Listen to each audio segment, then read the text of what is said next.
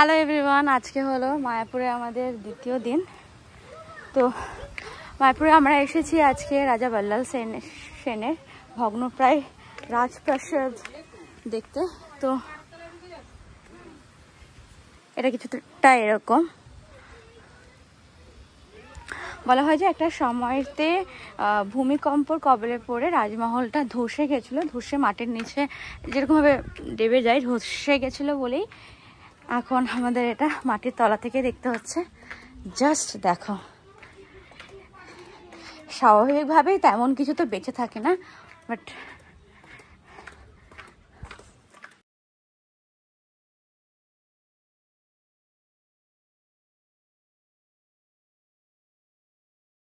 এখানে সবাই আছে, সবাই দেখছে। তুমি কি ইট পরীক্ষা করছো?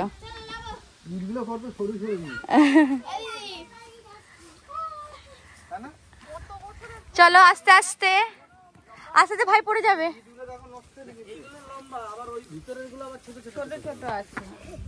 রাজপ্রাসাদ কোথায় রে? এখন তো এত বছর পর মানে জঙ্গল আর জঙ্গল হয়ে গেছে।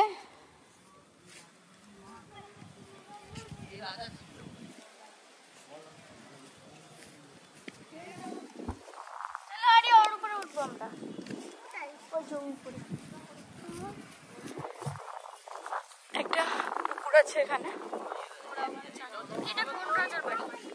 রাজা বল্লাল সেন, তুমি বইতে পড়েছো না হিস্ট্রিতে?